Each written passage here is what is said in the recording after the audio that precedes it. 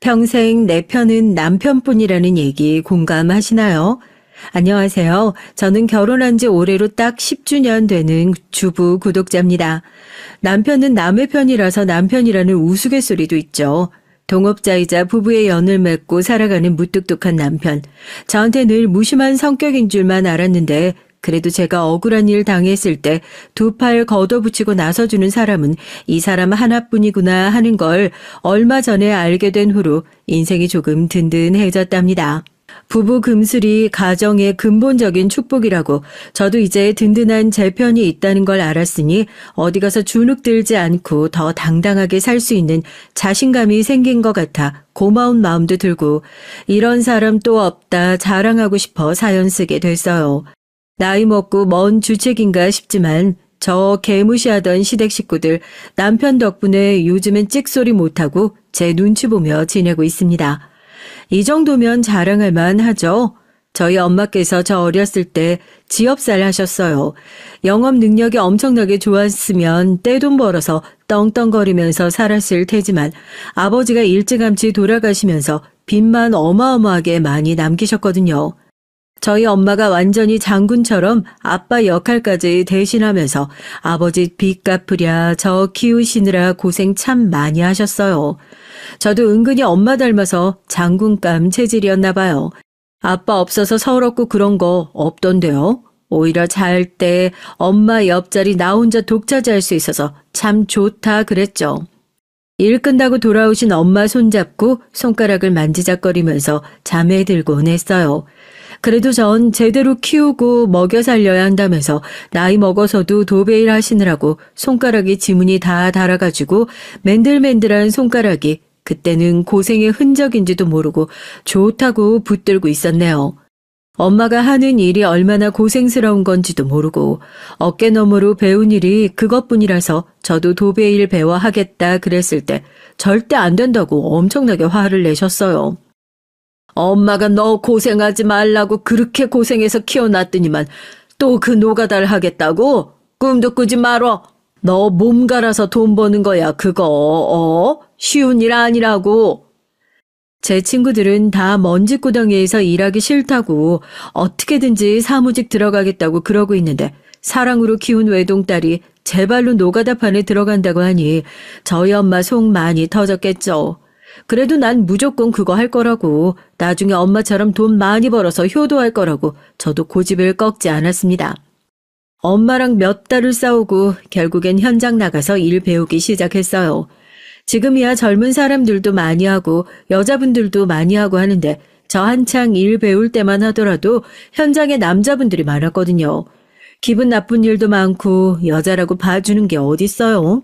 조금만 손 느리고 칼질하다가 실수하거나 벽지 찢어먹고 하면 바로 육두문자 날아다니고 그러는 거예요.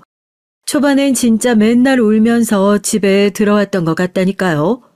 동띠라고 해가지고 아파트 현장 돌아다니면서 한 동 맡아가지고 도배를 치는 건데 전 그래도 나름 도배 쪽에선 금수저잖아요. 운 좋게 반장님한테 직접 일 배우면서 허드렛 일도 돕고 바로 옆에서 일도 배우고 하면서 열심히도 쫓아다녔습니다. 간이 화장실도 불편하고 여름에는 덥지 겨울에는 춥지. 그래도 집 들어갈 땐 힘든 티 한 번을 안 냈어요. 엄마가 관두라고 할까 봐서요.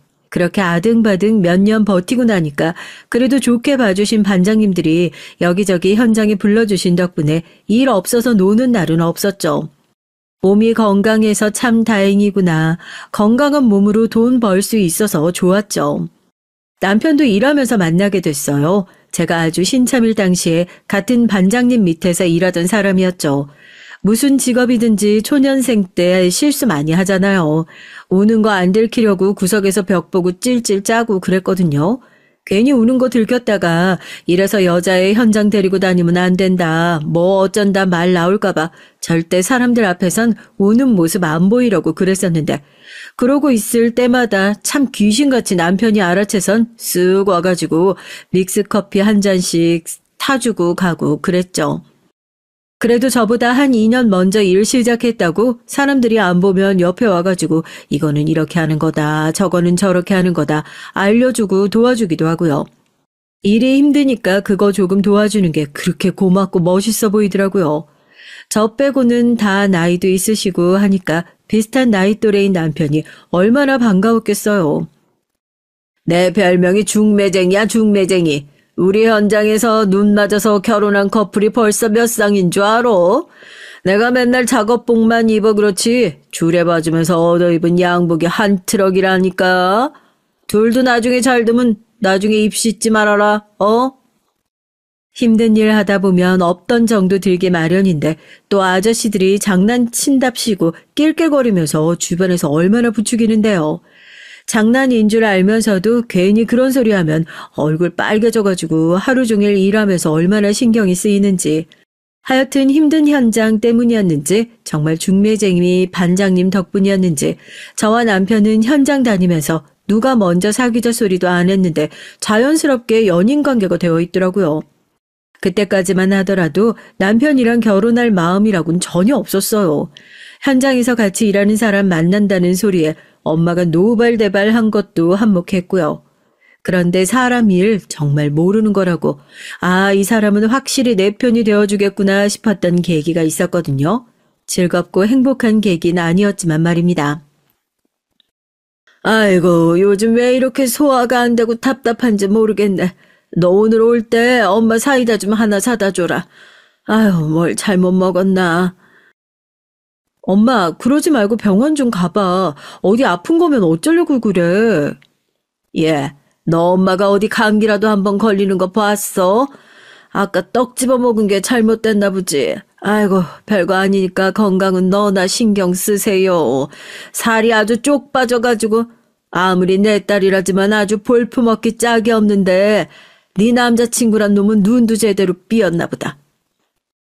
갑자기 소화가 안 되고 배에 가스가 찬다면서 밥 먹고 나서 가슴을 주먹으로 퍽퍽 두들기던 엄마. 진짜 살면서 감기 한 번 안 걸렸던 엄마고 병원 한 번을 안 갔어도 건강했던 사람이라 저도 별일 아니겠거니 생각하고 있었습니다.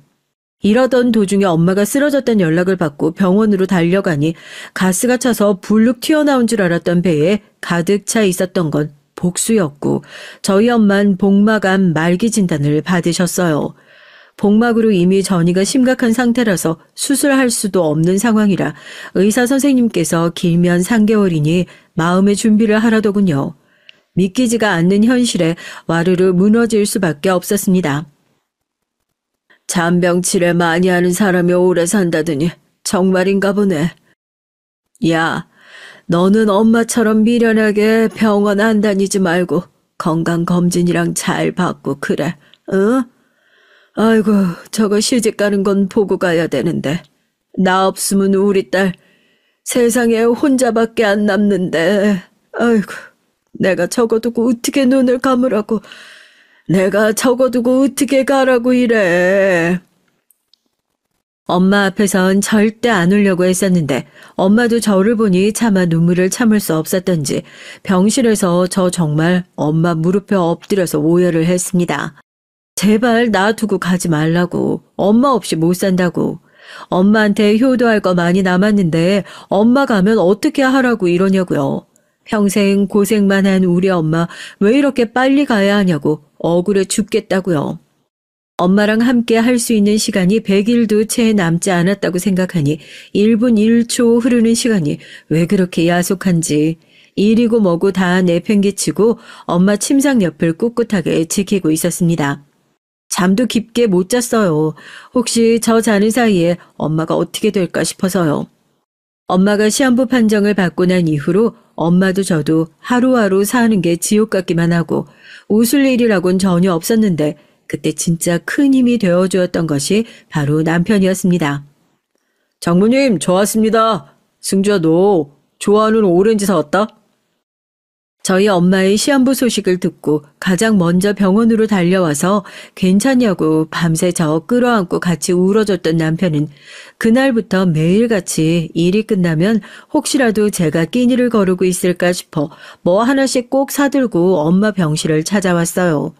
안 그래도 힘든 일 하는 애가 몸 쓰는 남자 만난다고 남편을 영 못마땅해야 하던 엄마도 남편의 능청스러운 성격에 어느 순간 홀라당 넘어가서 우리 사위 하고 부르시더라고요. 그 모습을 보는데 전 또 울컥하는 거죠. 엄마가 조금만 더 오래 살았다면 우리 둘이 결혼하는 것도 보고 저랑 똑 닮은 손주 안고 누구보다 기뻐했을 텐데 하고요. 남편은 제 얼굴이 울적해질 때마다 꼭 작업 현장에서 믹스커피 슥 타주고 가던 그 손길로 어깨를 툭툭 두드리면서 어머님한테 웃는 모습 보여드려야 마음 안 쓰이시지 하고 위로를 건넸습니다. 얼마나 고마웠는지 몰라요. 그래서 두 사람 언제 결혼할 건데 나중에 나 죽으면 납골당에 두 사람 결혼식 사진 꼭 하나 올려줘. 알았지? 엄마는 왜 쓸데없이 그런 소리를 해? 엄마가 뭐 오늘 내일 해? 아직 많이 남았어. 장모님, 저 이렇게 성격 나쁜 여자랑 앞으로 평생 어떻게 살지 참 걱정입니다. 장모님이 보고 싶으면 어떻게 내일이라도 결혼식 올릴까요? 그게 뭐 어려운 거라고요. 요즘 들어 툭 하면 죽는다는 소리를 입에 달고 사는 엄마한테 버럭 짜증을 내는데도 남편은 엄마가 민망하지 않게 능글능글 또 분위기를 풀어주고요.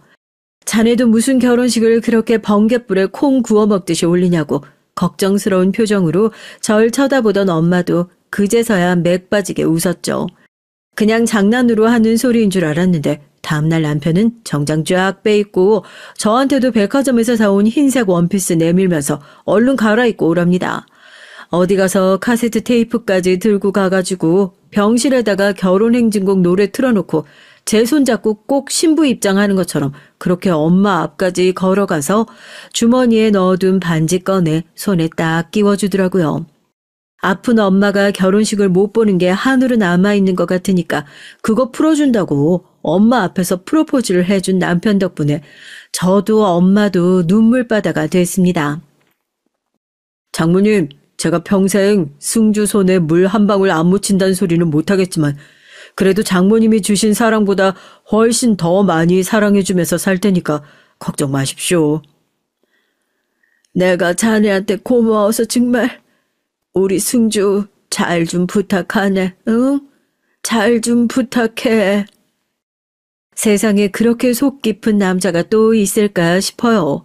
프로포즈 받으면서 이 사람이면 정말 평생 믿고 살 수 있겠다 딱 확신이 들더라고요.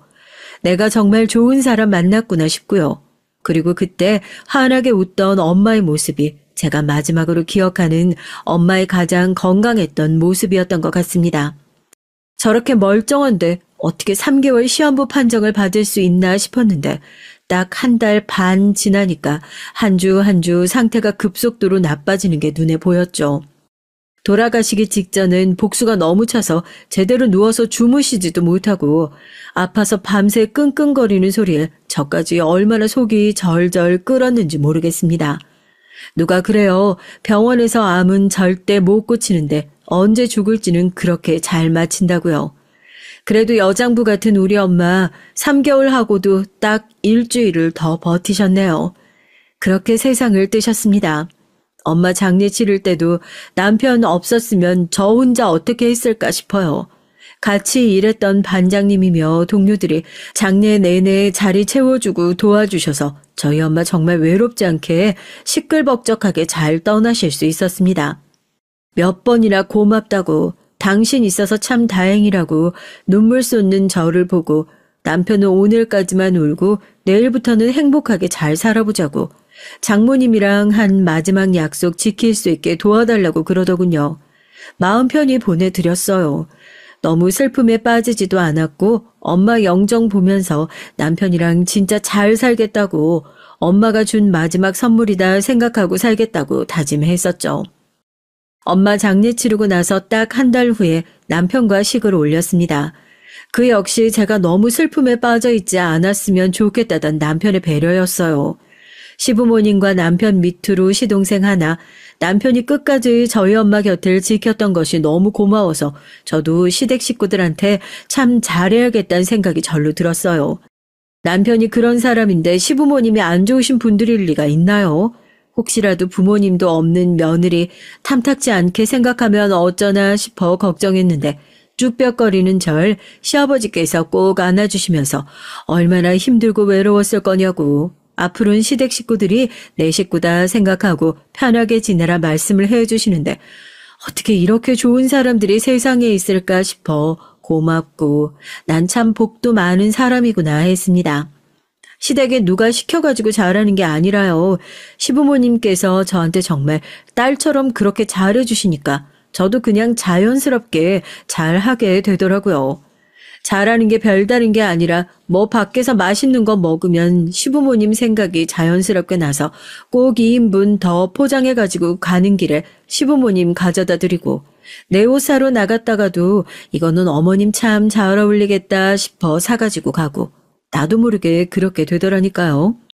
하지만 그런 화목한 집안에서도 딱 하나 문제를 꼽자면 그건 바로 남편의 하나뿐인 남동생, 바로 저희 도련님이었습니다.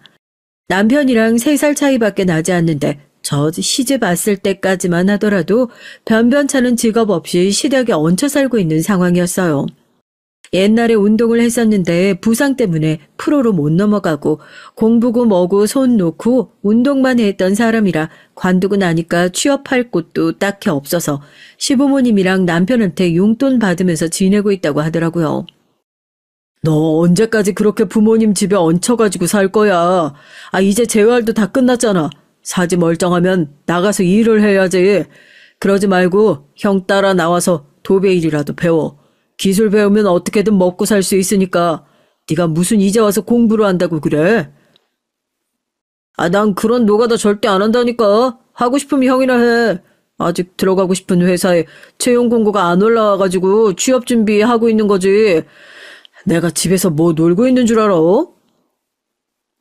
말이 좋아 취업 준비지 옆에서 보고 있는 저도 답답할 때가 한두 번이 아니었는데요 뭐. 시댁 식구들이라면 무한정 애정어린 눈으로 바라보는 제 눈에도 도련님은 가진 능력에 비해 눈만 너무 높다고 해야 되나요?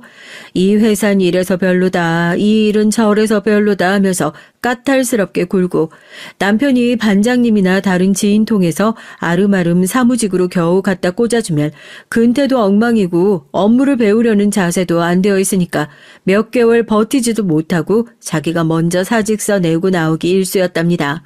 시부모님께선 또 마음이 약하셔가지고 그래도 운동하던 당시엔 유망주 소리 들어가던 막내 아들이 부상으로 꿈도 꺾여서 집에만 있는 것이 안쓰러워서 이것저것 더 챙겨주시는 것 같은데 뭐 집에서 전업 투자를 해보겠다고 시댁 돈을 거하게 날려먹은 적도 있었다고 하더라고요. 남편은 그런 도련님한테 멀쩡한 몸뚱이 가지고 왜 그러고 사냐. 차라리 자기 따라다니면서 도배 기술이라도 배워라. 아니면 나가서 노가다라도 해라. 싫은 소리가 나올 수밖에 없는 거죠. 그럴 때마다 자긴 지금 집에서 열심히 취업 준비하고 있는데 왜 감나라 배나라 하면서 잔소리하냐 성질 버럭 내고요. 어쩔 때 보면 도련님이랑 남편이 정말 같은 배에서 나온 게 맞나 싶을 정도로 완전히 딴판이에요. 저희 두 사람 다 도배가 벌써 몇 년이에요. 남편은 타일도 좀 할 줄 알거든요. 결혼까지 했으니까 제대로 한번 해보자 하고 친정엄마 돌아가시고 나서 지업사 있던 자리 정리하고 해서 거기에 기술자 몇 명 더 붙여가지고 인테리어 사무실 하나를 차리게 됐습니다. 아직 차린 지도 얼마 안 됐고 영업을 열심히 다니는 것도 아니라서 뭐 돈 잘 벌고 먹고 살만하다 싶은 수준은 아니었는데 남편이 저한테 조심스럽게 얘기를 꺼내더라고요. 도련님 저희 사무실에서 간단한 사무보조 일이라도 좀 볼 수 있게 하면 어떻겠냐고요. 남편 입장에선 도련님이 시댁에서 나가지도 않고 시부모님 옆에 붙어서 노후 자금 까먹고 있는 것 같으니까 답답하고 걱정스럽기만 한 거죠. 그건 저도 마찬가지였고 그동안 남편이 저한테 해준 게 있는데 그런 부탁 하나 못 들어주겠어요. 당신 식구면 내 식구다. 여기서 소일거리라도 하고 월급 받고 하면 도련님도 다른 회사 들어가고 싶은 마음 좀 생기지 않겠냐 하고 그렇게 저희 사무실에 앉혀놓고 일을 시키기 시작했습니다. 남의 회사 가서도 일하기 싫어서 일부러 사고치고 관두는 도련님이 자기 식구가 하는 회사에는 뭐 갑자기 다른 바람이라도 불어서 열심히 하고 그랬겠어요. 도련님, 제가 지난주에 이번 달 매출 정리해달라고 한 거, 그거 다 됐을까요? 아, 그거요? 깜빡했네, 깜빡했어. 안 그래도 제가 그거 오전에 딱 생각나가지고 오늘 오후부터 이제 마음 딱 잡고 해야겠다 했었거든요. 언제까지 드려야 돼요? 가족이랑 일하는 게, 그것도 시댁 식구랑 일하는 게 얼마나 불편한데요. 이 인간아, 달라고 한 지 벌써 이틀이나 지났다 하고 싶은데 도련님한테 싫은 소리 하기도 그렇고 답답하니까 결국에 제가 하게 되는 거죠. 그러다 보니 저만 맨날 바빠 죽겠는 거예요. 도련님은 사무실 나와서 컴퓨터로 딸깍딸깍 뉴스나 좀 보고 다른 회사 취업 공고나 보다가 월급 받아가고요. 슬슬 사무실 바빠지고 나서부턴 안 그래도 일손 부족한데 해도 너무한다 싶더라고요. 일만 못하면 다행이게요. 사고치는 버릇도 어디 안 가고 그대로 남아 있었습니다. 예전에 투자한답시고 은행에서 대출이란 대출은 다 받아놓은 통에 신용카드 한도도 엄청 낮고 대출도 더 안 나온다고 하더라고요. 그래서 월급 받고 나면 꼭 얼마씩은 현찰로 뽑아서 들고 다니기도 했고요. 일한 지 좀 됐을 땐 요즘에 뭘 하고 다니는 건지 툭 하면 업무 시간에 사무실을 비우고 돌아다녀가지고 꼭 전화 걸어서 찾아야만 어슬렁어슬렁 사무실로 다시 복귀를 하더군요.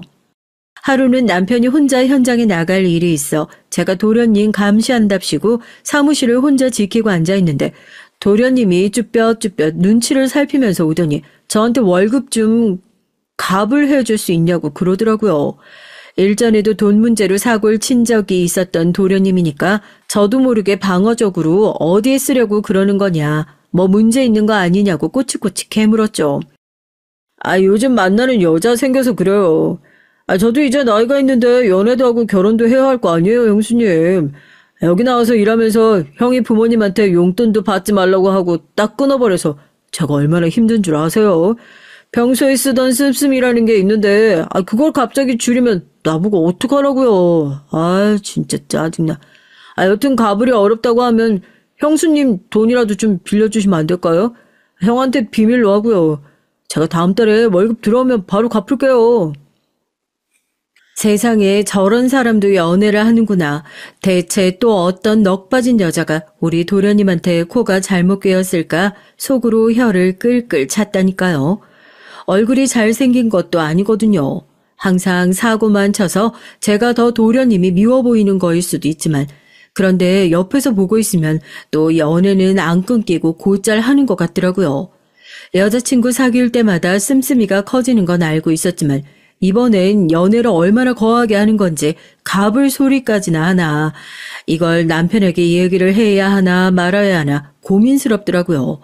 형한테 얘기하면 자기 진짜 죽을지도 모른다고. 어차피 이거 아는 거 저랑 형수님밖에 없는데 형이 알게 되면 형수님이 말했다 생각한다고 반 협박식으로 얘기를 하길래 그냥 못 받는 돈이다 생각하고 100만 원 돈을 따로 챙겨드렸던 적도 있었다니까요.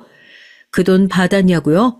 제가 괜히 못 받는 돈이다 생각하자 했겠어요. 월급날 되니까 또 별별 핑계 대가면서 죽는 소리 하길래 그거 그냥 용돈 하셔라 하고 넘어가기도 했죠.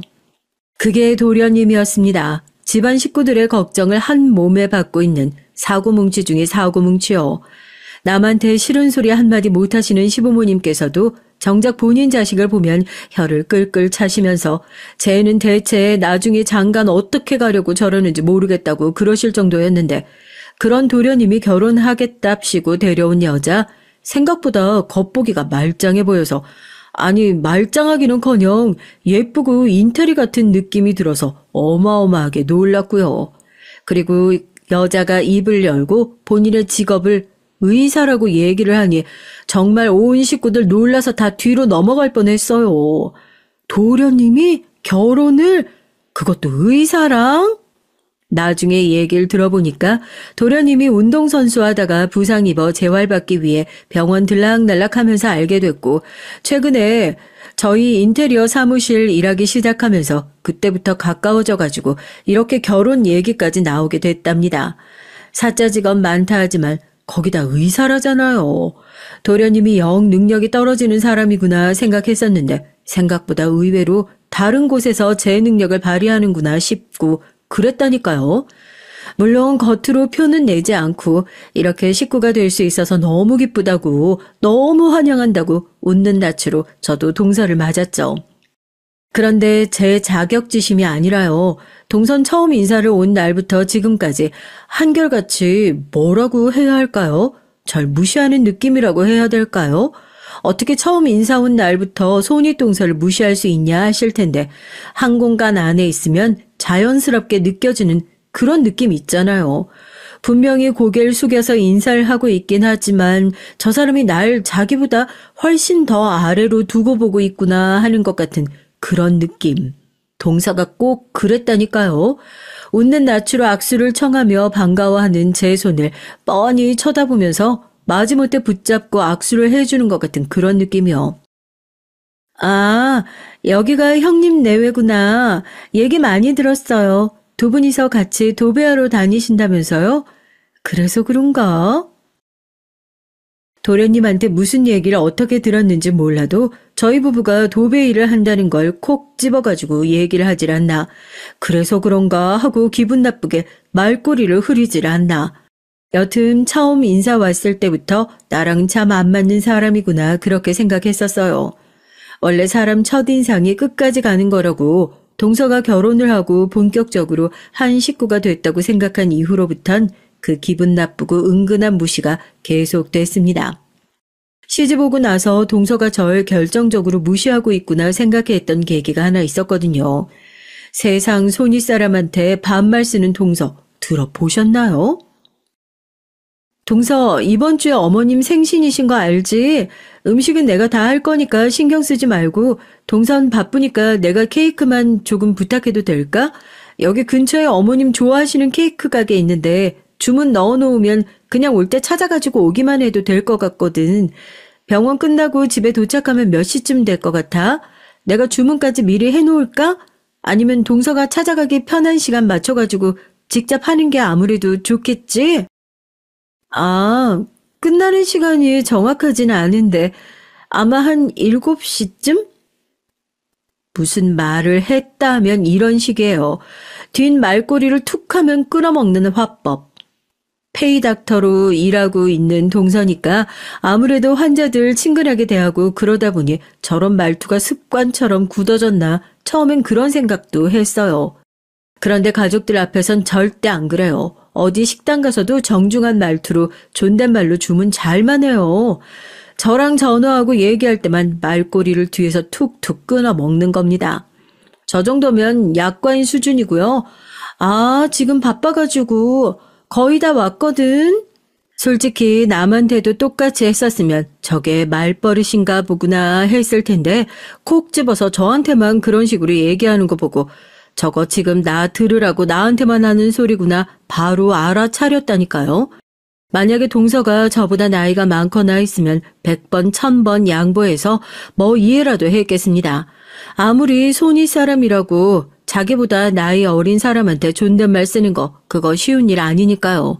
그런데 나이도 제가 4살이나 많아요. 시집 온 지 얼마 안 됐을 때라 제가 다른 것도 아니고 괜히 말투 가지고 지적했다가 서로 감정만 상하고 싸움이 날까 싶어서 저도 그 기분 나쁜 틱틱거림을 참고 참았죠. 하지만 얼마 후 우연히 동서가 본인 친구와 통화하며 하는 얘기를 듣고 아, 여기서 내가 가만히 있다간 제대로 호구되겠다 싶었다니까요. 적어도 시댁 식구들 앞에선 생글생글 웃으면서 사람 좋은 척하던 동서가 속으로 저와 남편을 얼마나 무시하고 있었는지 듣고도 믿기지 않아 깜짝 놀랐었던걸요. 아, 진짜 웃겨 죽겠다. 그래, 네가 말한 대로 했다니까. 아니, 둘 다 나이가 몇인데 아직까지도 몸 떼어가면서 일을 하는 것도 웃기지 않니? 시댁 식구들 다 멀쩡해 보이는데 그 둘만 그렇다니까. 부부끼리 쌍으로 도배하러 다닌대. 끼리끼리 잘 만난 거지. 야, 도배 공짜로 하는 게 뭐 좋다고. 그리고 둘이 해봤자 뭐 얼마나 제대로 하긴 하겠어. 나중에 우리 집 벽지 뜯어질 일 있어도 그 둘한텐 절대 안 맡겨. 하여튼 아주버님은 안 그러시는데 형님이 진짜 골 때린다니까. 동서, 이건 이렇게 해야 되지 않겠어? 동서, 이번 주에 시댁에 무슨 행사 있는 거 알지? 잘난 거라곤 꼴랑 몇 년 더 일찍 시집 온 거밖에 없는 주제. 아, 그 잘난 척하는 말투가 너무 꼴보기 싫어. 내가 그래가지고 일부러 얘기할 때 그냥 말 까고 그러잖아. 야, 바보냐? 당연히 티나지. 티나라고 하는 건데. 형님이 무슨 형님 같아야 형님 대우를 해주지. 내가 그런 사람 말 들을 군번이냐고. 하여튼 나한테 말도 못하고 지금 혼자서 약 올라서 부글부글 하고 있을걸? 친구랑 통화를 하면서 킥킥거리면서 웃는 동서 보고 내가 진짜 성격 이상한 사람한테 제대로 잘못 걸렸구나 했다니까요. 그러니까 그동안 긴가민가 했었던 동서의 무시가 전부 다 사실이었던 겁니다. 꼴랑 도배 따위나 하는 형님이 본인한테 이래라 저래라 명령하는 게 고가워서요. 그 자리에서 신나가지고 전화기에다 대고 떠들어대는 동서의 머리채를 쥐어뜯기라도 해야 했는데 처음엔 이 이상한 동서와 어떻게든 평화적으로 해결해보겠답시고 타이르고 훈계하고 속으로 그렇게 손윗동서 무시하는 사람한테 백날 천날 그래봤자 속에 경일 게 없겠죠. 동서, 그거 말버릇이야? 다른 사람이랑 얘기할 땐 모르겠는데 나랑 얘기할 땐 꼭 뒤에서 톡톡 잘라먹는 것 같아. 나 그렇다고 쳐도 어디 나가서 그렇게 얘기하면 사람들이 동서 오해할까 싶어서 얘기해 주는 거야. 그거 들으면 꼭 반말하는 것처럼 들리잖아. 아무리 가족끼리 격이 없이 지낸다고 해도 지킬 건 지켜야지. 말버릇이면 고쳐. 아, 제가요? 제가 그랬나요? 일부러 그런 건 아닌데 주의할게요. 일부러 가족들 다 있는 자리에서 동서 말투 지적하니까 아주 멋씹은 얼굴을 해가지고 은근히 저를 흘겨보는 것 같더라고요. 둘이 있을 때 말해봤자 뻔히 저 이겨 먹으려고만 들 것 같아서 일부러 시댁 식구들 다 보는 앞에서 얘기했더니만 찍소리도 못하고 바로 꼬리를 내리더라고요. 나도 이제 나이도 먹을 만큼 먹고 밖에 나가서 사회적 지위도 있는 사람인데 나이 어린 동서랑 집에서 이렇게 기싸움이나 하고 있어야 하나. 무슨 사회 초년생 시절에 현장 쫓아다니면서 눈칫밥 먹던 시절로 돌아간 것 같아 괜히 서럽기도 하고 그랬다니까요. 그때 그 사건으로 기고만장한 동서의 콧대를 조금은 꺾어줬다 생각했는데 그건 오로지 제 생각이었을 뿐이었나 봅니다. 오히려 가족들 앞에서 지적질 받은 동선 속으로 저한테 그걸 언제 대갚아주나 이를 부득부득 앓면서 기다리고 있었을 수도 있죠. 그 복수전이 바로 얼마 전 동선의 병원에서 있었던 일이에요.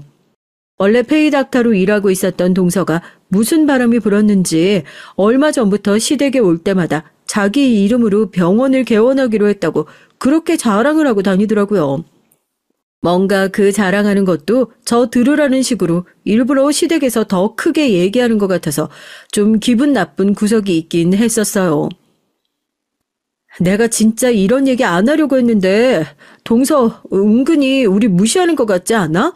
아까도 그렇잖아. 그냥 병원 개원하는 거 자랑하고 싶으면 와가지고 병원 개원한다. 딱 그 자랑만 하면 되는 거지. 왜 가만히 있는 우리를 걸고 넘어지냐고. 몸 써가지고 일하는 거랑 머리 써가지고 일하는 거랑 급이 다르다는 식으로 말하는 거 당신도 들었지? 이거 진짜 내가 나중에 따끔하게 지적을 하든가 해야지. 난 그렇다 쳐도 당신한텐 그렇게 말하면 안 되지. 하도 시끄럽게 자기 자랑만 떠들길래 뭔 소리 하나 제대로 듣지도 않았어. 당신이 기분 나쁘다고 하면 그런 거지. 내가 나중에 지철이 따로 불러서 한 소리 할게. 식구끼리 괜히 그런 거 가지고 너무 마음 상하고 신경 쓰고 그러지 마. 남편한테 왜 안 일러 바쳤냐 하는데 얼마나 착한 사람인지 잘 아니까 더 말 못했던 거죠. 항상 동생이 한심하네 어쩌네 해도 사고치고 돌아다니는 동생 뒷수습 해줬던 건 결국 다 제 남편 몫이었습니다. 제발 정신 좀 차려라 하는 그 소리도 얼마나 애정 어린 소리고 누구보다 동생을 아끼는 남편인 걸 아니까 그런 남편한테 괜히 동서가 어쨌네 저쨌네 일러 바쳐가지고 형제 사이 분란 일으키고 싶지 않았고요. 동서한테 얻어맞은 건 전데 왜 남편까지 끌어들여 유치한 쌈박질을 하나. 그냥 여자들끼리 들이받고 해결하자 주의였는데 그것도 어느 정도여야죠. 결국 동서병원 개원식 날 그 난리가 나고 말았습니다. 이거 어쩌지? 우리 지난주에 나갔었던 현장에 갑자기 보수공사 좀 해달라고 연락이 와가지고 난 거기 좀 들렸다가 가야 할 것 같은데 가면 시간이 너무 늦겠다. 아무리 그래도 개원식인데 얼굴은 한번 비추고 와야지. 식구끼리 그런 거 안 챙기면 나중에 서운하니 어쩌니 말 나온다고. 내가 지철이한테 따로 준 것도 있으니까 당신은 그냥 한 30만 원만 봉투해. 알겠지? 내가 당신 이름 넣어가지고 화분이랑은 병원으로 보내놨어. 원래 동서의 병원 개원식 날 당연히 남편과 함께 가기로 했었죠. 뭐 개원식이라고 특별한 행사가 있는 게 아니라 그냥 병원 문 닫기 전에 얼굴 도장이나 찍고 올 생각이었는데 일을 하다가 보니까 시간이 훌쩍 가버렸더라고요. 집에 가서 씻고 뭐하고 하면 정말 병원 문 닫을 시간이 다 될 것 같아서 씻지는 못하겠다 하고 대충 차 안에서 그래도 얼굴 깔끔하게 닦고 작업복 벗어 던지고 차에서 가지고 다니는 정장으로 갈아입고 동서 병원으로 향했습니다. 아무래도 매일 밖에 나가서 일을 하다 보니까 갑자기 어디 중요한 자리에 가거나 할 때 작업복 그대로 입고 갈 순 없잖아요. 그래도 동서 얼굴 안 창피하게 격식 차릴 건 다 차렸어요, 저. 동서 축하해. 그동안 고생하더니 병원 개원까지 하고 화분 보냈는데 잘 받았어? 이건 별건 아니지만 그래도 개원 축하한다고 필요한 거 사는데 보탰어. 형님 이거 봉투 저 제대로 주신 거 맞아요? 여기 꼴랑 30만 원밖에 안 들었는데요? 형님 병원 개원식 같은 거 안 와보셨구나. 저 의사예요, 의사. 30만 원이요? 무슨 장난도 아니고 저도 형님 걱정돼서 해드리는 얘긴데요. 나중에 그럴 일도 없겠다만 다른 병원 개원식 가실 땐 꼴랑 이깟 돈 들고 가실 거면 그냥 돈 들고 가지 마세요. 네? 아우, 땀 냄새. 형님, 어디서 일하다 오셨어요? 아니, 아무리 그래도 밖에 돌아다니실 땐 좀 씻고 다니셔야지. 어우, 머리야. 김간, 저기 페브리즈 좀 가져와봐. 여기 앞에다가 좀 뿌려라, 어? 병원 문 닫을 시간이 거의 다 됐는데도 동서 지인들이며 해서 아직도 병원엔 손님이 꽤 있고 북적거리더라고요. 간호사가 웃으면서 어떻게 오셨냐고 가족이라고 하니까 반갑게 맞이해주면서 개원떡이랑 나눠줬고요. 저도 동서 보자마자 고생했다고 쉬운 일이 아니었을 텐데 수고 많았다고 인사를 하고 있는데 저 정말 수치스러워서 죽는 줄 알았잖아요. 제가 기쁜 마음으로 건넨 봉투를 열어서 그 자리에서 확인한 동선 돈이 적다면서 지난번에 제가 그랬던 것처럼 제가 걱정돼서 얘기해 주는 거라는 둥 이깟 걸 누구 코에 붙이냐는 둥 하면서 적은 돈을 들고 왔다 조롱이란 조롱은 다 하더라고요.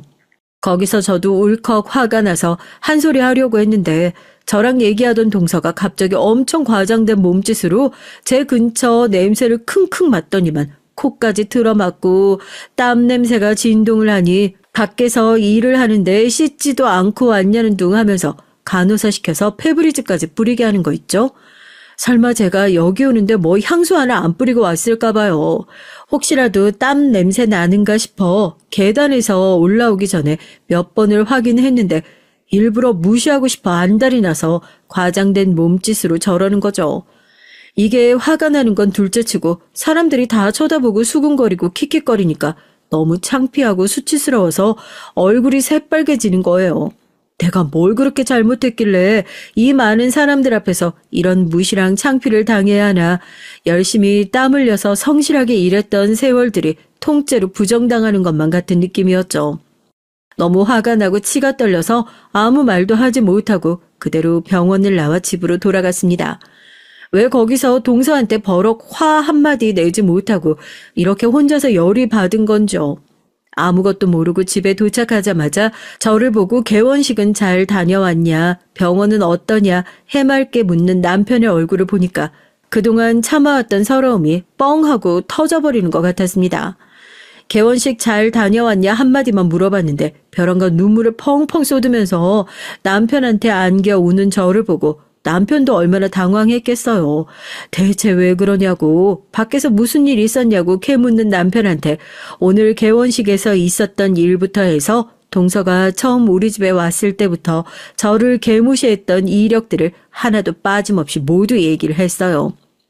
남편은 들으면서도 믿기지가 않는지 기가 차서 어쩔 줄을 몰라 하더라고요.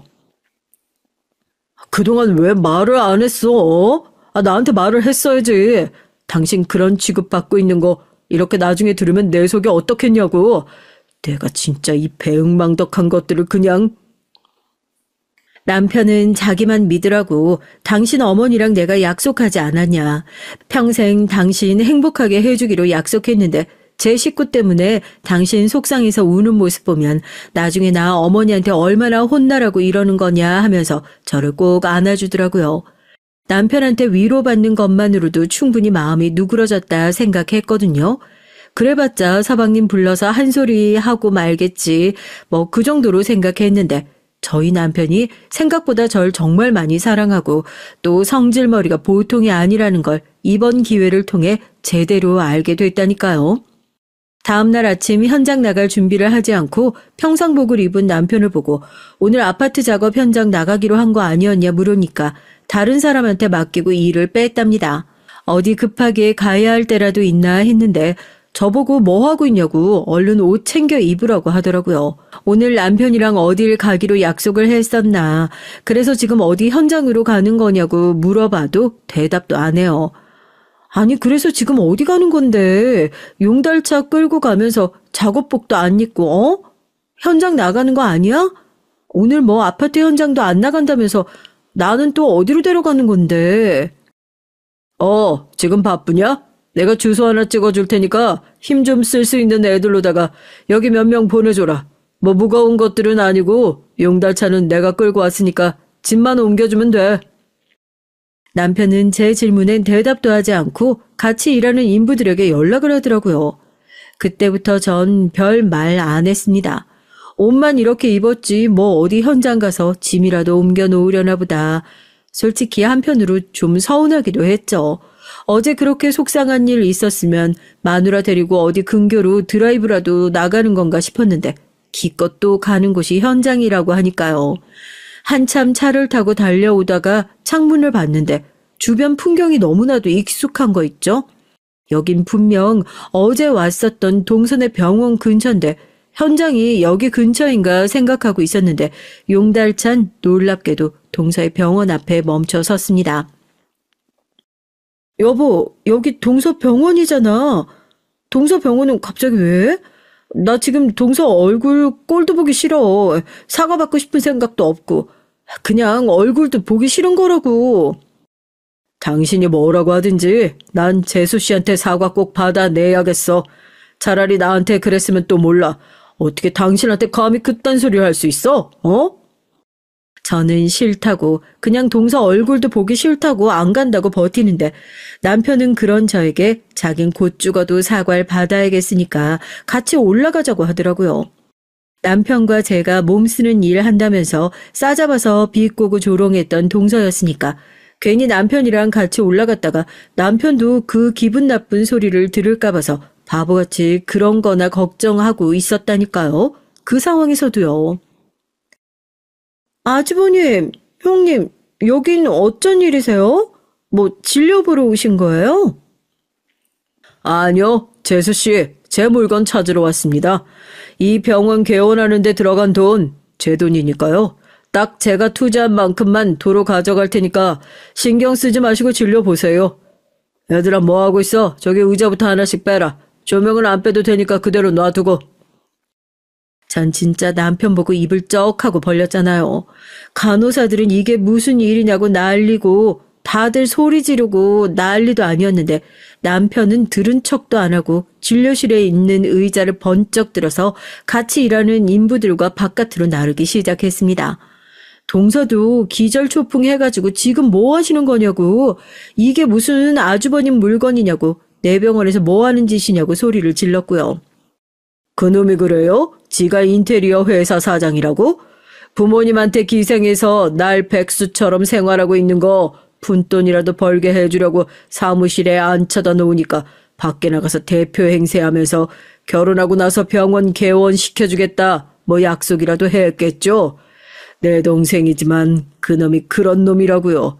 자, 이거 보세요. 그놈이 나한테 병원 개원한답시고 돈 빌려가면서 쓴 차용증입니다.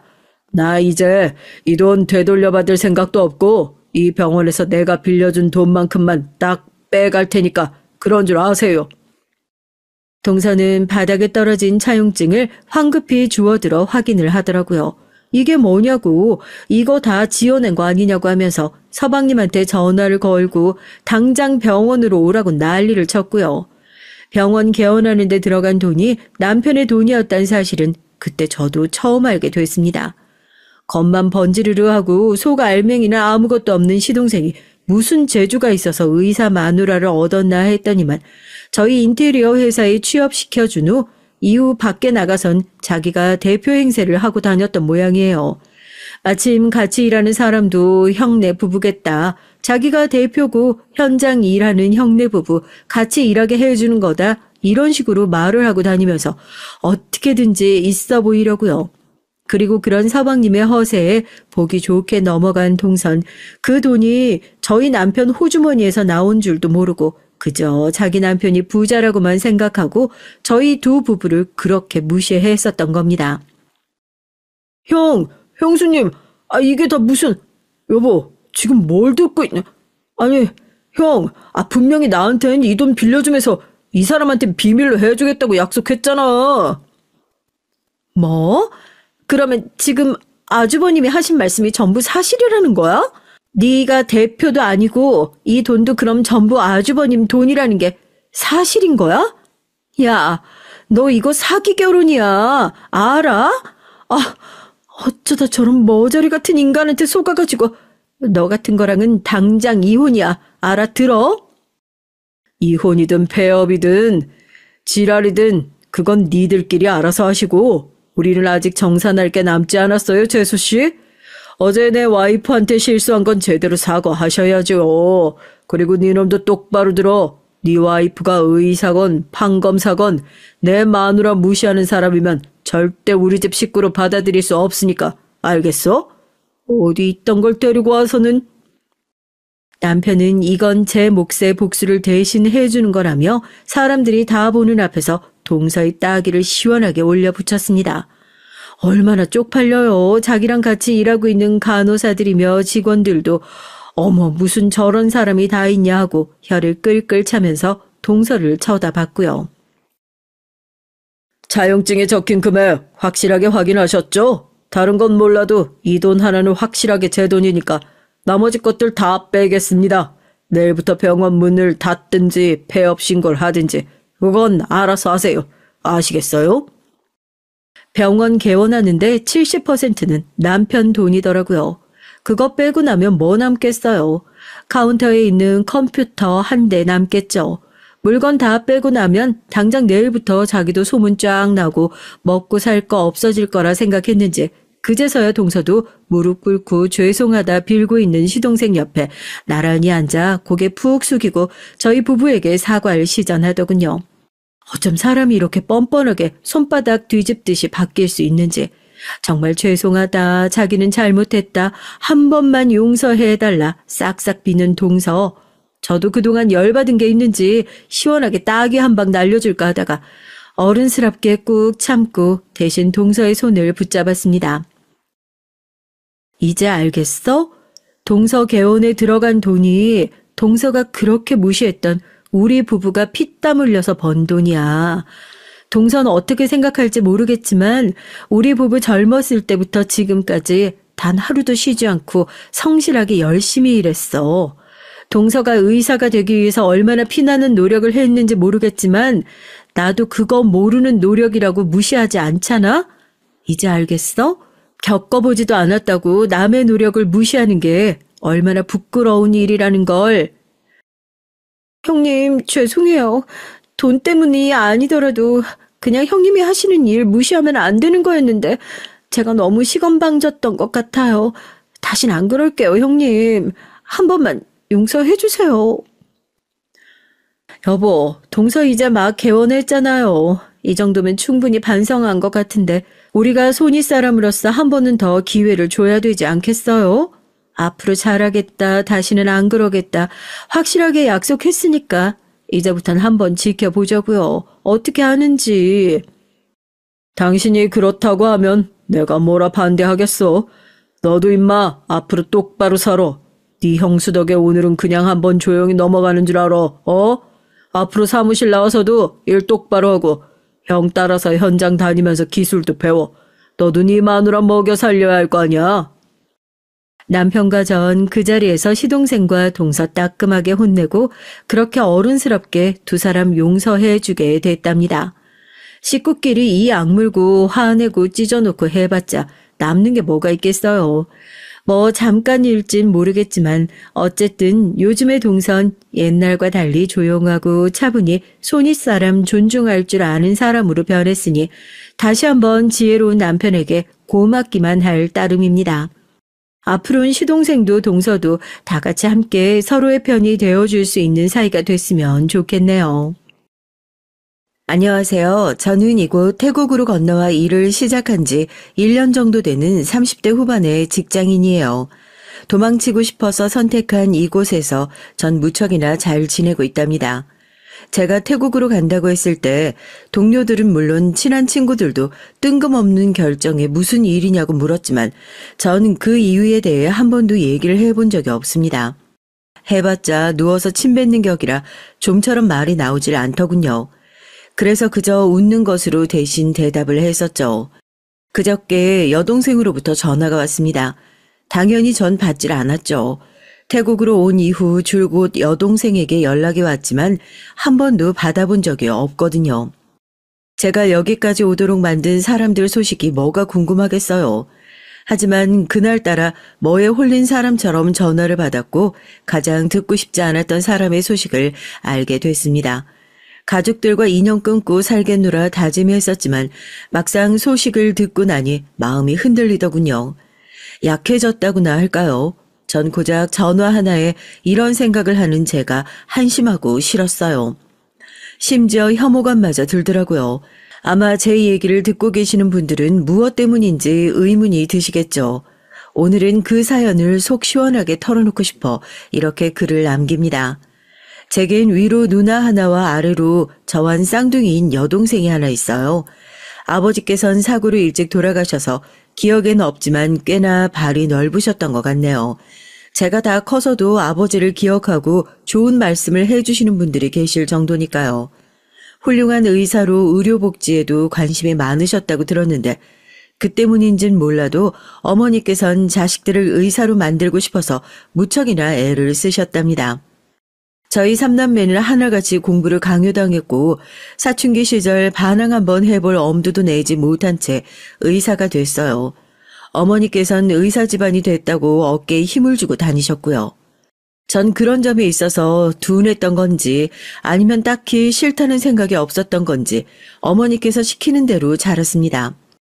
의사가 된 걸 후회하는 것도 아니었죠. 하지만 제 생각이 조금씩 달라지기 시작한 것은 누나의 결혼 때문이었습니다. 어머니께선 우리 가문이 어떤 곳인데 어중이 떠중이를 사위로 드리겠냐며 누나의 결혼 상대로 적합한 사람을 찾는 것에 혈안이 되어 계셨어요. 하지만 누나에겐 이미 결혼하고 싶은 사람이 있었습니다. 당연히 어머니의 눈에 차지 않는 사람이었죠. 누나가 다니는 병원의 원무과 직원이었거든요. 내가 널 어떻게 키웠는데 고작 그런 집안이랑 사돈을 맺는단 말이야?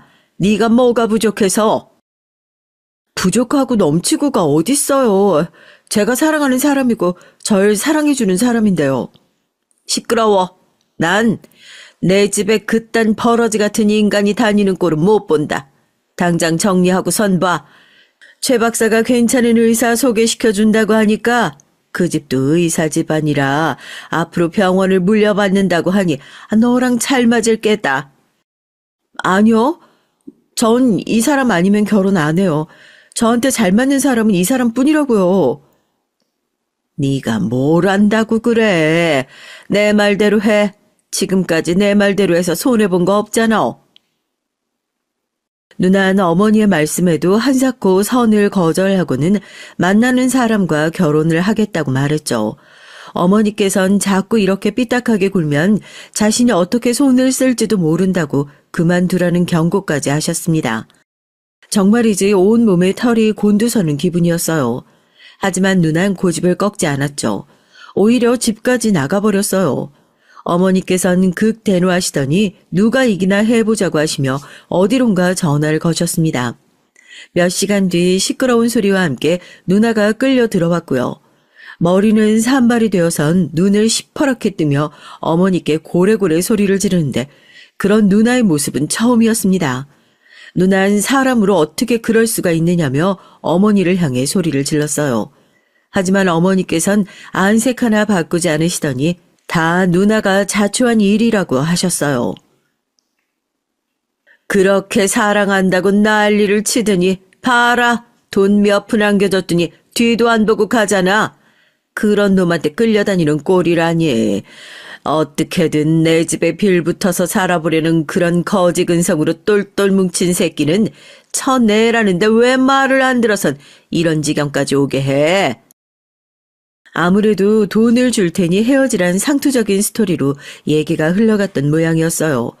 문제는 누나가 만나던 남자가 그걸 받았다는 것이었죠.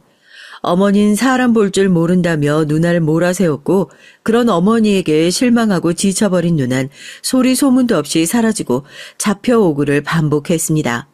그리고 그때마다 누나는 망가진 사람처럼 점점 생기를 잃어갔죠. 다니던 병원을 그만둔 건 물론이고 나중엔 방 밖으로 나오질 않더라고요. 어머닌 그런 모습조차도 보고 싶지 않으셨는지 그런 누나를 억지로 꾸며 선자리에 데리고 다니셨고요. 하지만 이미 의지를 잃어버린 누나는 마음대로 해보라는 듯 무표정하게 말없이 앉아있다가 들어왔고요. 그중엔 제 의대 선배도 있었는데 정말 소름 돋을 정도로 무서웠다고 하더라고요. 그렇게 의미 없는 시간들이 흘러가던 어느 날 여느 때처럼 어머니의 부름으로 나가던 누난 그 후로 다시 볼 수 없었습니다. 홀연히 사라져버린 거죠. 저나 여동생은 당연히 어머니의 능력이라면 못 찾을 것도 없다고 생각했었는데 시간이 아무리 흘러도 찾을 수가 없더라고요. 이를 악물고 사람을 풀어 찾아다니던 어머니께서도 결국엔 포기하신 듯 찾는 것을 멈추시곤 저와 여동생에게 누나가 죽었다고 생각하라고 하셨어요. 그 일로 저와 여동생은 어머니가 얼마나 무서운 사람인지 알 수 있었습니다. 그리고 이대로 가다가 어머니의 손에서 영영 벗어날 수 없다는 것도요. 여동생은 순종을 택했습니다. 어머니를 이길 수 없을 것이라 생각했던 것 같아요. 전 이도저도 아닌 상태였고요. 아내를 만난 것도 이맘때였습니다. 어머니의 소름 끼치는 모습에 실망감과 두려움을 안고 전 무작정 태국으로 향했죠. 어머니께선 변덕을 부리는 절 물끄러미 한참을 보시더니 조심히 다녀오란 말씀을 하셨답니다. 왜 태국을 선택했는지는 모르겠어요. 그냥 어디든 좋다라는 생각뿐이라 아무 곳이나 선택을 했는데 그게 태국이었을 뿐이었어요. 불어 패키지 여행을 신청한 것도 아니었고요.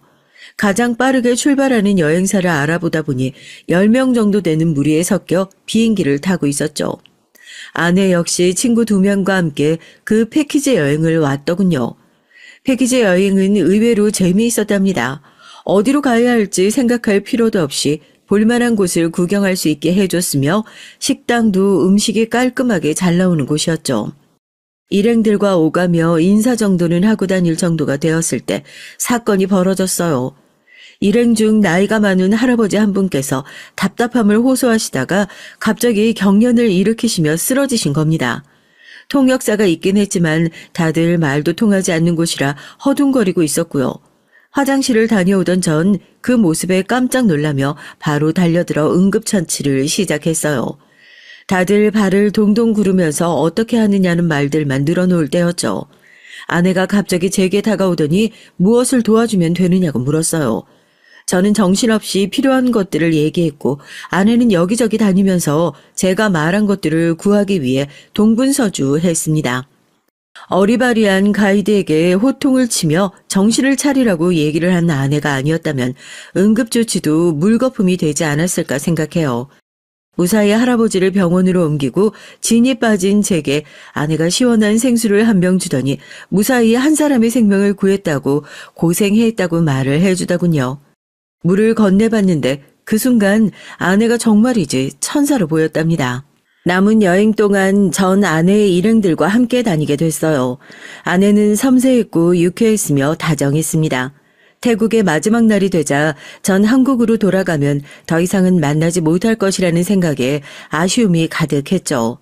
하지만 연락처를 교환하자는 말을 할 수 있을 만큼 용기가 있지는 못했습니다. 누나의 모습이 아른거리면서 겁이 났거든요. 그렇게 한국으로 돌아온 전 태국에서의 마지막 날 아내와 함께 찍은 사진을 가끔 꺼내보면서 아내에 대한 그리움을 달랬습니다. 그런데 저와 아내가 인연은 인연인지 한국으로 돌아온 지 얼마 되지 않아 병원에서 다시 아내와 마주치게 됐어요. 외래를 보러 나왔다가 환자 보호자로 진료실에 들어오는 아내를 봤을 때 전 제 눈을 의심했습니다. 이건 운명이라고밖에 생각할 수 없었어요. 아내는 무척이나 놀란 얼굴을 하고 있었습니다. 전 더 이상은 우물쭈물해선 안 된다는 생각에 바로 아내에게 식사를 함께 하자고 권했고 아내 역시 기분 좋게 응해줬죠. 그리고 우리 사이는 금세 연인으로 발전할 수 있었답니다. 전 아내와 만나고 있다는 사실을 철저하게 숨겨야만 했어요. 어머니가 어떻게 나오실지 뻔했기 때문에 어머니가 알게 하고 싶지 않았어요. 하지만 그것은 저의 착각이었습니다. 어머니께서는 이미 제가 아내와 만나고 있다는 사실을 다 알고 계셨더라고요. 하루는 저녁을 먹는데 갑자기 저더러 아내를 데리고 집에 와서 인사라도 시키라는 말씀을 하셨어요. 전 너무 놀라 뒤집어지는 목소리로 어떻게 알고 계셨냐고 물었지만 어머니께선 담담하게 사람 좀 보자는 말만을 하시더군요. 얼굴도 보지 않고 거절부터 하실 것이라 생각했는데 다짜고짜 집으로 데려오라니 이걸 어떻게 받아들여야 할지 갈피를 잡을 수가 없었어요. 정말 심장이 내려앉을 정도로 놀랐답니다. 하지만 저의 놀람은 거기서 끝이 아니었어요. 전 아직도 아내를 집으로 처음 데려온 날을 생생하게 기억합니다. 조마조마한 마음으로 어머니의 표정, 행동 하나하나를 다 보고 있었기 때문에 잊고 싶어도 잊을 수가 없죠. 거기다 어머니께서 말도 안 되는 일을 저지르셨기 때문에 더 오래 남아 있답니다. 전 아내와 함께 집에 들어서자마자 처음 보는 여자 때문에 1차적으로 먼저 놀랄 수밖에 없었어요. 그리고 그 여자를 초대한 사람이 어머니였다는 사실에 2차적으로 충격을 받았죠. 어머니는 냉랭한 눈으로 아내를 훑어보시곤 인사도 받지 않으셨어요. 대신 그 자리에 있던 여자를 제게 소개시켜 주셨죠. 제약회사의 막내딸이라고 하면서 연구원으로 일하고 있다고 하더라고요. 어머니께선 아내 보란 듯이 저와 그 여자가 서로에게 좋은 인연이 될 것 같아 초대를 했다고 하면서 안으로 들어가자고 하셨어요.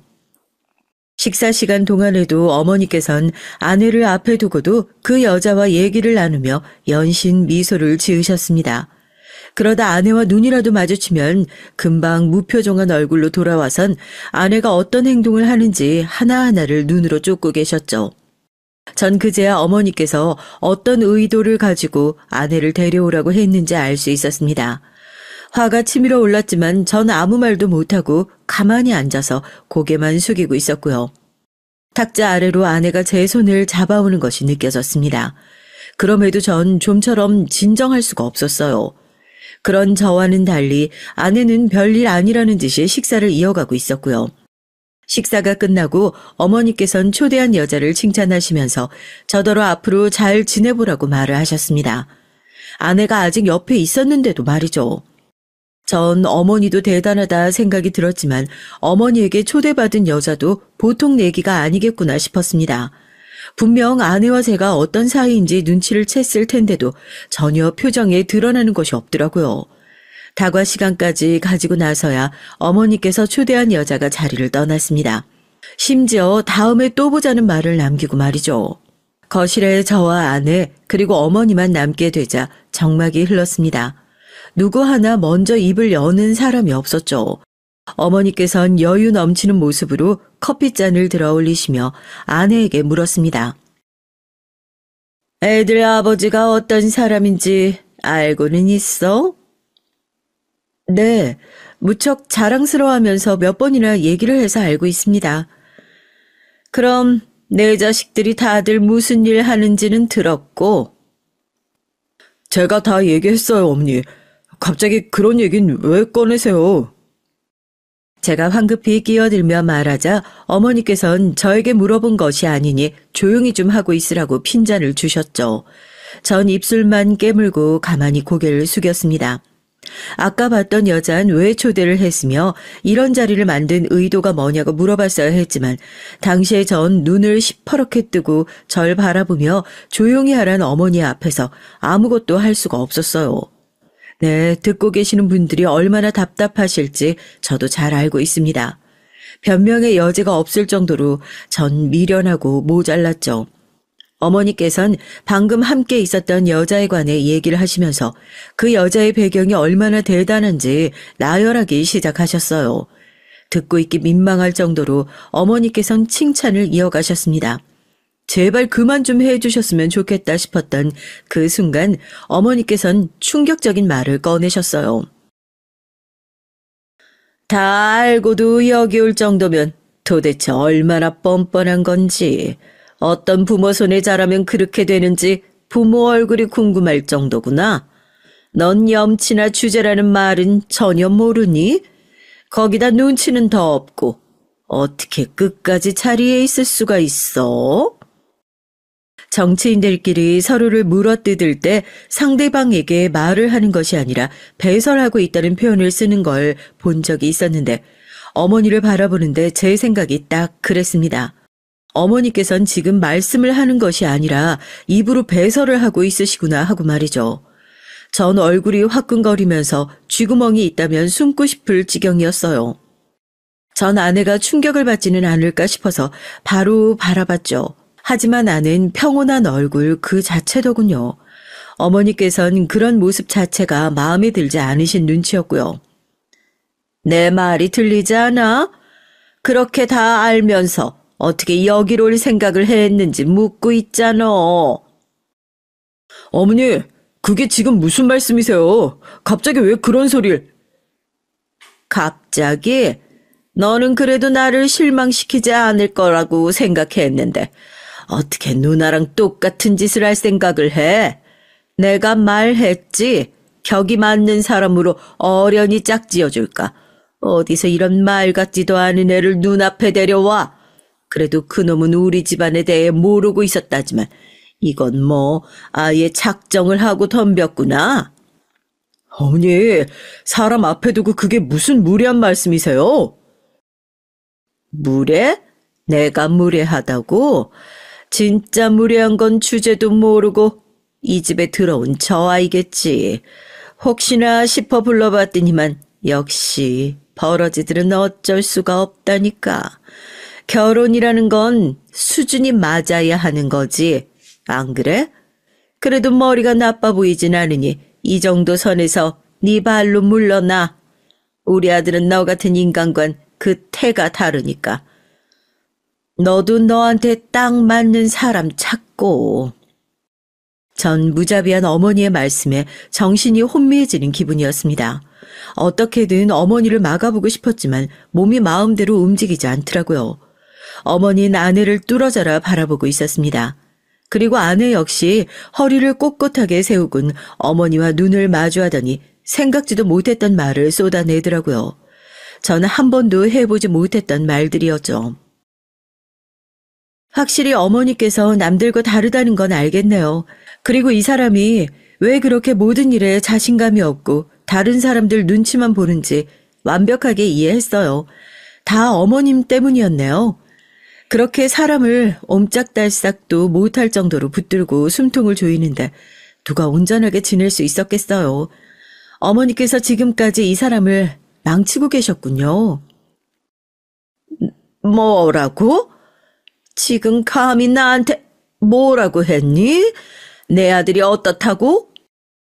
아내는 불같이 화를 내는 어머니 앞에서 조금도 기죽지 않고 빠른 속도로 말을 이어갔죠.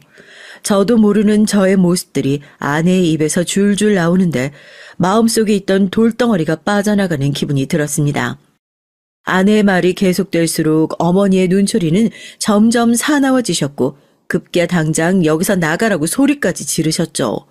전 그런 어머니의 모습을 처음 봤습니다. 평정을 잃은 모습이라니요. 누나 이래도 표정 한번 바뀌지 않으셨던 어머니께서 아내의 말에 벌떡 일어나실 정도라니 믿기 힘들었습니다. 아내는 그런 어머니를 보면서도 조금도 위축되지 않았고요. 분위기는 점점 더 험악해졌고 어머니의 고함 소리에 일하는 사람들도 기웃거리기 시작했어요. 어머니께선 웅성거리는 소리가 심해지자 그제야 자신이 무슨 짓을 했는지 깨달았는지 화들짝 놀라시며 저더러 당장 아내를 내보내라고 하셨어요. 저는 허겁지겁 아내의 손을 잡고 나왔습니다. 전 아내에게 속상한 마음이 이해는 하지만 너무 과했다고 말했어요. 어머니가 얼마나 무서운 사람인지 모르는 것 같아 입만 바싹 마르는 기분이었죠. 하지만 아내는 태연했습니다. 그리고는 제게 한 번은 부딪혀야 깨져봐야 할 것 아니냐며 제게 이대로 헤어질 자신 있냐고 물었어요. 전 절대 그럴 생각은 해보지 않았다고 말했습니다. 제 말에 아내는 빙긋 웃으며 지금 그 대답을 잘 기억하라고 하더라고요. 그리고 덧붙여 말하길 자신은 돈을 억만금을 줘도 저와 헤어질 생각이 없다고 했죠. 난 당신이 어떤 생각을 하는지 뭐가 하고 싶은지 다 들을 준비가 되어 있거든. 그러니까 망설이지 말고 솔직하게, 알겠죠? 다른 사람의 인생이 아니잖아요. 오로지 당신만의 인생이지. 전 그 순간 아내가 말한 깨져봐야 한다는 것이 무엇을 의미하는지 알 것 같았습니다. 그리고 지금처럼 해선 제가 원하는 행복을 손에 넣을 수 없다는 것도 깨닫게 됐죠. 아마 사연을 듣고 계시는 분들에겐 별것 아닌 것처럼 느껴지실 수도 있겠죠. 하지만 그동안 제게 이런 말을 해준 사람은 아무도 없었거든요. 그런 말을 들을 준비가 전혀 안 되어 있기 때문에 몰랐을 수도 있지만 제게 있어선 중요한 말이었습니다. 그 뒤로 제가 해야 할 것은 하나였어요. 어머니에게 단호하면서도 자신감 있게 아내와 꼭 결혼을 하겠노라고 말하는 것. 그리고 누나 때를 떠올리며 무섭다고 피할 것이 아니라 어떻게든 어머니를 설득시킬 생각을 해야만 한다는 것을 실천으로 옮겼습니다. 하지만 아내를 미워하는 어머니를 꺾기란 쉽지 않았어요. 어머니께선 보통 사람이 아니셨거든요. 아내를 처음 집에 데리고 왔던 날 만났던 여자를 그 뒤로도 집으로 부르시는 건 기본이었습니다. 선자리 역시 줄줄이 잡혔고요. 하지만 전 피하지도 도망가지도 않았습니다. 당연히 아내에게도 숨길 것 없었고요. 그 자리에 나가서도 전 단호하게 지금의 제 상황을 얘기하며 상대방에게 죄송하다는 말로 사과도 했죠. 이렇게 반복되자 어머니께서도 조금은 다른 눈으로 절 보시는 것 같았습니다. 많은 시간이 소모될 것으로 예상했던 어머니의 설득은 갑작스러운 국면으로 흘러갔어요. 죽어도 안 된다고 하시던 어머니께서 무슨 바람이 불었는지 결혼을 허락하시겠다고 하시더라고요. 처음엔 아내의 말에도 화가 났었지만 가만히 곱씹어보면 볼수록 아내가 맞는 말을 했다는 생각이 들었다고 하셨죠. 그리고 좋다 싫다도 없던 제가 목소리를 내기 시작한 것 같다고 하시면서 그 모든 것이 다 아내 덕분이라고 하셨습니다. 그래서 결혼을 허락해야겠다는 생각이 들었다고 말씀하셨고요. 처음 이 얘기를 들었을 때 전 어머니 말씀을 있는 그대로 믿을 수가 없었어요. 경계심이 들었죠. 하지만 상견례를 기준으로 제 마음이 확 바뀌었습니다. 장인어른과 장모님께 정중하게 대하시는 것은 물론 그렇게 집안 자랑을 하시던 분이 한 말씀도 하지 않으셨어요. 그뿐만이 아니었습니다. 결혼 준비를 할 때도 저와 아내의 의견을 충분히 들어주셨고요. 전 정말 어머니께서 완전히 바뀌셨다는 생각에 기분이 좋아졌습니다. 결혼하면서 어머니께서는 딱 한 가지만 지켜달라고 말씀하셨어요. 분가는 안 된다고 하셨죠. 두 사람 다 밖에서 일을 하는데 집이 어떻게 되겠냐며 그럴 바엔 편안하게 들어와서 살라고 말씀하시더군요. 틀린 말씀은 아니셨지만 그래도 결정하는 게 쉽진 않았어요. 아무리 어머니께서 변하셨다고 하셔도 전 여전히 어머니가 무섭고 두려웠거든요.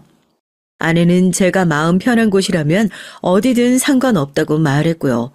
전 한참을 고민 끝에 어머니의 말씀처럼 본가에서 살기로 했어요. 그것이 얼마나 큰 위험인지도 모르고 말입니다. 정말 전 이 순간을 지금까지 미친 듯이 후회하고 있어요. 신혼 초반엔 좋았어요. 한 집에 살고는 있지만 어머니께선 전혀 저희들에게 간섭하지 않으셨거든요. 저희는 연애 시절보다 더 달달한 시간을 보냈습니다. 어머니께선 나이와 상관없이 자신의 건강은 스스로 챙겨야 한다고 하시면서 잘 알고 지내는 한의사님을 통해 약을 지었다고 아침마다 챙겨주셨죠. 전 워낙 어릴 때부터 한약을 자주 마셨기에 별 거부감은 없었지만 아내는 힘들어했어요. 자신이 먹어본 한약과는 조금 다르다고 말하면서 헛구역질을 할 때도 있었고요. 하지만 어머니께선 그것도 잠시일 뿐이라고 하면서 절대 빼먹으면 안 된다고 했어요.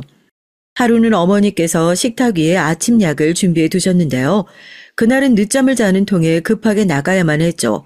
그래서 식탁에 놓여있던 약이 당연히 제 것인 줄 알고 들고 마시려고 했는데 그 모습을 본 어머니께서 무섭게 다가오셔선 제가 마시려던 약을 빼앗듯이 가져가셨습니다. 네 약은 서재에 올려다 뒀는데 이건 왜 마시려고 그래? 아, 맞다. 서재. 자료를 서재에 뒀지. 너무 급히 내려온다고요. 약을 거기에 두셨어요? 늦더라도 정신 차려야지. 그리고 넌 아무 약이나 보인다고 덥석 들고 마시면 어떡하니? 이거 며느리 약인데 네가 먹었으면 어쩔 뻔했냐고. 어머니께선 불같이 화를 내셨습니다. 전 얼떨결에 죄송하다고 말씀드렸지만 솔직히 의문이었어요. 고작 보약이잖아요. 하루 정도 잘못 마신다고 해서 문제가 되는 것도 아닐 텐데 그렇게 예민하게 반응하실 필요가 있을까 싶었죠. 어머니께선 자신이 챙겨주는 대로 정확하게 약을 먹어야 한다고 하시면서 다음부턴 제 약이 맞는지 꼭 확인을 해보라고 말씀하셨습니다. 제가 좀처럼 대답을 하지 않자 어머니께선 무서운 기세로 제 팔을 붙들곤 꼭 약속해야 한다고 다그치셨죠. 전 마지못해 알겠다고 대답은 했지만 집을 나서는데 좀 기분이 이상했어요. 기억을 더듬어 보니 어머니께서 아내는 꼭 자신 앞에서 약을 먹게 했거든요. 귀한 약이라 건너뛰면 안 된다고 하시면서 한 방울도 남기지 말고 다 마셔야 한다고 지키고 서 계셨습니다. 저와는 완전 다르게요. 전 딱 뭐라고 단정 지을 순 없지만 어머니의 행동에서 묘한 긴장감마저 느낄 수 있었답니다. 그때는 좀 더 알아봤어야 했는데 전 그저 제가 예민해서 그렇다고만 생각을 했고요. 후에 모든 사실을 알고 전 이 순간을 두고두고 후회를 했습니다. 신혼을 만끽하는 것도 잠시 저희 부부 사이에 아주 기분 좋은 소식이 전해졌어요. 바로 아내가 임신을 한 것이죠. 처음 결혼에 대해 얘기했을 때 저도 아내도 아이는 생기는 대로 낳고 싶다고 말했습니다. 저와 마음이 딱 맞았던 것이죠. 당연히 장인어른과 장모님께서도 뛸 듯이 기뻐하시며 임신 초기엔 조심해야 할 것들이 무척이나 많다는 말씀과 함께 건강 또 건강에 주의해야 한다고 하셨어요. 어머니 역시 아내가 아이를 가졌다는 소식에 멈칫하시더니 정말이냐고 몇 번이나 물어보셨습니다. 전 그런 어머니의 모습에 약간 이상함을 느꼈지만 그만큼 믿기 어려운 소식이기 때문이라고 생각했죠. 병원에서 받아온 산모 수첩을 보여드리자 어머니께선 한참을 들여다보시더니 축하한다는 말씀을 전해주셨습니다. 그런데 그 모습이 기뻐 보이지는 않았어요. 무언가 마지못해 말씀하신다는 생각이 들었죠. 어머니께서 평소 감정 표현이 다양하신 쪽은 아니지만 그래도 손주가 생겼는데 이렇게 반응하실 수 있나 의문이 들었습니다. 하지만 이내 어머니께서 아내에게 이것저것 챙겨주시는 모습에 제가 오해한 것이라 생각하고 가볍게 넘겼습니다. 문제의 사건은 임신 7주가 넘었을 때 일어났어요. 아내는 몸이 무겁다며 많이 피곤해했고 전 무리하지 말고 휴직하는 것이 어떻겠냐고 권했죠. 처음엔 괜찮다고 하던 아내도 결국엔 휴직계를 내고 집에서 쉬기로 했고요. 그날 아침은 평소보다 아내가 많이 지쳐 보였습니다. 전 불안감에 출근하는 발길이 떨어지지 않더라고요. 하지만 아내가 괜찮으니 어서 나가보라고 했고 전 망설이며 집을 나서야 했답니다. 그런데 오후에 외래를 보고 있는데 어머니께 전화가 오더군요. 평소였다면 병원이라 전화를 끊었을 텐데 이상하게 받고 싶더라고요. 아니나 다를까 어머니께서 한숨을 내쉬며 아내가 지금 응급 수술 중이라고 말씀하셨습니다. 전 무슨 말씀을 하시는 건지 전혀 이해가 되지 않았어요. 하지만 이내 정신이 번쩍 들더군요. 그래서 미친 듯이 아내가 응급수술을 한다는 곳으로 달려갔죠. 어머니께선 갑자기 아내가 복통을 호소하더니 결국 아이에게 문제가 생긴 것 같다고 말씀하셨습니다. 귓가가 멍해지면서 아무런 말이 들리지 않았어요. 전 그렇게 정신 나간 사람처럼 수술실 앞에서 멍하게 서 있었답니다. 아내가 깨어나고 아이에 관해 물어보는데 정말 이제 할 말이 없더라고요. 아내는 이내 무슨 상황인지 알아채고 소리도 내지 못하고 울기만 했어요. 정말 사람이 이렇게 울 수도 있는가 싶을 정도로 아내는 울었습니다. 그러다 기절하듯 잠들고는 깨면 다시 울기를 반복했죠. 보다 못한 병원에서 주사도 줬지만 아내는 좀처럼 진정하지를 못했어요. 어머니께선 시간이 해결해 줄 것이라고 말씀하시면서 아직 나이도 어린데 이렇게 울기만 해서 되겠냐고 하셨고요. 저 역시도 아내의 슬픔이 이해는 됐지만 살아있는 사람은 살아야 한다는 생각이 들기 시작했고요. 아내가 기운을 차리기 시작한 건 퇴원하고서도 2달이 지나서였습니다. 여보, 그동안 내가 참 못난 모습 보였죠. 이젠 그런 일 없을 거예요. 당신 말이 맞아요. 남은 사람은 살아야죠. 그리고 내가 살아야 우리 아이가 억울하지 않죠. 그게 무슨 말이야? 여보, 우리 아이가 왜? 이렇게 기운 차리는 건 좋은데 갑자기 왜 그런 말을 하는 거야? 나중에 분명해지면 얘기해 줄게요. 아내의 눈에선 레이저가 쏟아져 나오는 것 같았습니다. 무언가 큰 각오를 한 사람처럼 보였어요.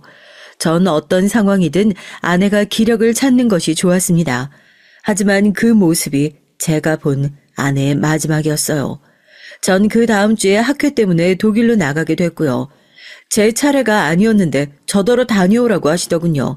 전 급히 학회 준비를 하고는 독일로 갔어요. 아내는 제게 다녀오면 꼭 해줄 말이 있다고 했고요. 궁금해하는 저를 보며 아내가 지금은 준비가 덜 되었지만 제가 올 때쯤이면 모든 것을 다 말해줄 수 있을 것 같다고 했습니다. 너무 궁금했지만 전 꾹 눌러 참으며 다녀와서 듣겠다고 말하곤 독일을 향하는 비행기에 몸을 실었어요. 학회는 일주일 정도 걸렸습니다. 더 일찍 올 수 있었는데 무엇 때문인지 함께 간 동료가 자신의 여권뿐만 아니라 제 것까지 잃어버리는 바람에 며칠 더 머물러야 했죠. 그렇게 들어온 전 청천벽력과 같은 얘기를 들었습니다. 아내가 이혼 서류만 남겨두고 사라졌다는 소리였죠. 전 아내가 그럴 이유가 하나도 없다고 말하면서 당사자와 연락을 해보려고 했지만 번호는 이미 없어졌더라고요. 갑자기 이혼이라뇨. 그렇게 사라질 사람이 아니에요.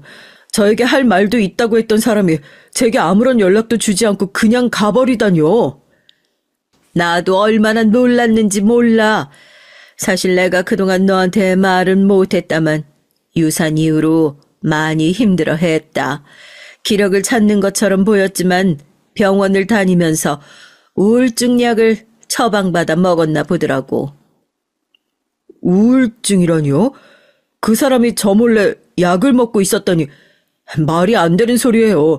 그런 일이 있었는데 저한테 숨겼다는 건 더 말이 안 되잖아요. 하지만 사라지고 나서 방에 들어갔더니 화장대 서랍 구석에서 이런 것도 발견되더라. 이 약 우울증 약이잖아. 어머니께서 내미는 약은 우울증 환자들이 가장 많이 먹는 약이었습니다. 전 아내가 이렇게 고생할 동안 아무것도 몰랐다는 것에 죄책감이 들었죠. 그리고 제게 말도 못하고 혼자서 고생을 했을 아내를 생각하니 마음이 찢어질 것 같았습니다. 전 어머니께 무슨 일이 있어도 아내를 찾아야겠다고 했어요. 하지만 어머니께선 쉽게 찾을 수 없을 것 같다고 말씀하셨죠. 절망적이었습니다. 어머니께선 아내를 찾는 걸 포기하라고 하셨지만 전 그럴 수가 없었어요. 그래서 어머니 몰래 지인을 통해 알아보고 있었죠. 하지만 아무리 찾아다녀도 찾을 수가 없었습니다. 1년이 넘어가자 전 조금씩 현실을 받아들였어요. 정말 아내가 저에게 지쳐서 떠났을 수도 있겠다 싶었죠. 그러던 어느 날 기대하지도 못했던 사람으로부터 연락을 받았습니다. 바로 연락이 끊어졌던 누나였어요. 누나는 주변 그 누구에게도 알리지 말고 나오라고 하더군요. 전 떨리는 마음으로 약속 장소로 나갔습니다. 누나가 말한 곳은 사람들이 잘 다니지 않는 곳에 위치한 작은 카페였습니다. 전 구석진 곳에 자리를 잡고 하염없이 누나를 기다렸고요. 약속 시간이 지났음에도 누난 나타나지 않았어요. 30분을 기다렸을까? 전 더 이상은 참지 못하고 자리에서 일어났는데 다른 테이블에 있던 사람이 제 팔을 덥석 잡았습니다. 전 깜짝 놀라 소리를 지를 뻔했죠. 하지만 저를 붙든 사람이 고개를 들며 얼굴을 보여주는데 그렇게 기다리던 누나의 모습이었어요. 아니, 그동안 연락도 없이 도대체 어디 있었어? 어머니가 그렇게 사람을 풀어서 찾아다녔는데도 만날 수 없었는데 혹시 외국으로 나갔었던 거야? 한국에 있었지. 어머니에게 들키지 않으려고 아주 필사적이었고 절대 잡히고 싶지 않았으니까 그 악마하고는 조금도 같은 공간에 있고 싶지 않았고. 도대체 무슨 일이 있었기에 그렇게 사라진 거야? 갑자기 이렇게 연락한 이유는 또 뭐고? 누난 침착하게 할 말이 많다면서 제게 자리를 권했죠. 그러면서도 누난 자꾸만 주변을 둘러보더라고요. 마치 주변의 사람들 중 누군가 우리를 바라보는 건 아닌지 의심하는 것처럼 보였습니다. 누나는 의아해하는 저를 보며 혹시나 어머니가 사람을 붙였을지도 모른다고 하더군요. 전 아무리 그래도 어머니께서 그 정도로 하실 리가 없다고 말했지만 누나는 그런 제 말을 비웃더니 주머니에서 작은 상자를 하나 꺼내주더군요. 상자를 보는 순간 전 누나의 손으로 달려들었습니다. 혹시나 하는 마음이 들었거든요. 너무나도 낯익은 상자였어요. 전 조심스럽게 상자를 열고는 그 자리에서 손끝 하나 움직일 수가 없었습니다. 제 예상이 그대로 적중했거든요. 누나, 반지 어디서 찾았어? 이 반지 그 사람에게 내가 처음으로 선물했던 반지야. 프로포즈하면서 손에 끼워준 반지라고. 아내가 사라졌을 때 이 반지가 없었거든. 그래서 난 그 사람이 날 버리고 갔을 리가 없다고 생각했고, 그런데 이걸 왜 누나가 가지고 있는 거야? 누나, 그 사람하고 아는 사이야? 그래? 설마 우연이었어. 어쩌면 하늘이 기회를 준 것일지도 모르겠다. 지금 나와 함께 있어. 어디에? 어디서 지내는데? 오늘 같이 나왔어? 그 사람 많이 아프다고 그랬단 말이야. 우울증으로 약도 챙겨 먹어야 하는데 어디서도 기록은 없고 내가 얼마나 미칠 것 같았는지 알아? 누나 말해줘. 그 사람 어디 있는 거야? 누나는 제 질문에 어처구니가 없다는 표정을 지으며 절 바라봤습니다. 그리고는 우울증이란 소리는 어디서 들었냐고 물었죠. 전 집에서 발견된 우울증 약과 함께 어머니께서 하셨던 말씀을 그대로 전했습니다. 누난 여전히 변한 것 하나 없다고 중얼거리면서 제게 어머니께서 하신 그 어떤 말도 믿어서는 안 된다고 했어요. 아내는 멀쩡하게 살아있으며 지금 이 자리에 함께 나오지 못한 것은 다 이유가 있다고 말했습니다. 전 그 이유가 무엇이든 당장 아내를 만나고 싶다고 했지만 누나는 아내가 원하지 않는다고 딱 잘라 거절을 하더군요. 혀를 차는 소리와 함께 아직 때가 아니라고도 했고요. 거짓말. 아내가 날 만나고 싶어 하지 않는다는 거 다 거짓말이지? 누나, 나 이제 더 이상 놀랄 것도 없어. 그러니까 숨길 게 있으면 솔직히 말해줘. 아니, 앞으로 일어날 그 어떤 것도 지금까지의 상황과는 비교가 될 수 없어. 난 네가 과연 진실을 받아들이고 버틸 수 있을지 걱정이야. 옳게도 그 부분을 걱정하고 있고 지금 우리가 너에게 아무런 얘기를 해줄 수 없는 건 증거가 전부 모이지 않았기 때문이야. 그러니까 기다려줘. 전 도대체 무슨 일로 이렇게 몸을 숨기느냐고 물었지만 누난 다음에 보자는 말만 할 뿐이었죠. 그러면서 어머니에게 절대로 자신을 만났다는 얘기를 해서는 안 된다고 했어요. 그리고 제가 아내를 찾고 있다는 사실도 숨길 수 있다면 끝까지 숨기는 것이 좋겠다고 말했죠. 전 누나의 말에 아내의 실종에도 누나의 가출에도 어머니가 관련이 있는 것은 아닐까 싶은 생각이 들었습니다. 하지만 누난 그 어떤 것 하나 대답하지 않았어요. 그저 나타났을 때보다 더 조용히 사라졌습니다. 급하게 누나를 쫓아서 나가봤지만 이미 눈앞에서 사라진 이후였습니다. 집으로 돌아온 전 한동안 먼 곳을 바라보며 생각에 잠기는 일이 많았어요. 아내와 누나가 준비하고 있는 것은 무엇일까? 그것이 어머니와 어떤 연관이 있을까? 생각이 꼬리에 꼬리를 물고 갈수록 무섭기만 하더군요. 설마 어머니께서 그렇게까지 하셨을까? 최악의 상황은 아닐 거야. 전 스스로에게 주문을 걸듯이 말을 했지만 소용이 없었습니다. 어머니께선 제 안색이 눈에 띄게 나빠졌다며 걱정을 하셨지만 제 귀엔 아무것도 들리지 않았어요. 그리고 대망의 날이 찾아왔습니다. 갑자기 집으로 한 통의 전화가 걸려왔어요. 요즘 집 전화 쓰는 집이 잘 없잖아요. 저희도 있기는 하지만 전화가 오는 경우가 드물어서 치우는 것이 어떻겠나 생각하고 있었죠. 그런데 그 전화가 울리는 것이 아니겠습니까? 어머니와 저 그리고 여동생 셋이서 저녁을 먹고 있었죠. 집안일을 봐주시는 이모님이 경찰서에서 전화가 왔다고 하더군요. 어머니께선 보이스피싱 전화를 왜 바꿔주냐며 역정을 내셨습니다. 그랬더니 이모님께서 투덜거리시듯이 작은 사모님 얘기를 하고 있는데 어떻게 보이스피싱이냐고 말을 했죠. 전 벌떡 자리에서 일어나 구르듯이 전화 쪽으로 달려갔습니다. 어머니께선 당황하셨는지 벌떡 일어나 거실로 나오셨고요. 전화를 받은 전 경찰서에서 아내를 보호하고 있다는 말을 들을 수가 있었습니다. 심장이 벌렁거렸어요. 분명 누나와 함께 있다고 들었던 것이 일주일이 채 되지도 않았는데 갑자기 경찰의 보호라니요. 잠깐, 지금 어딜 가려고?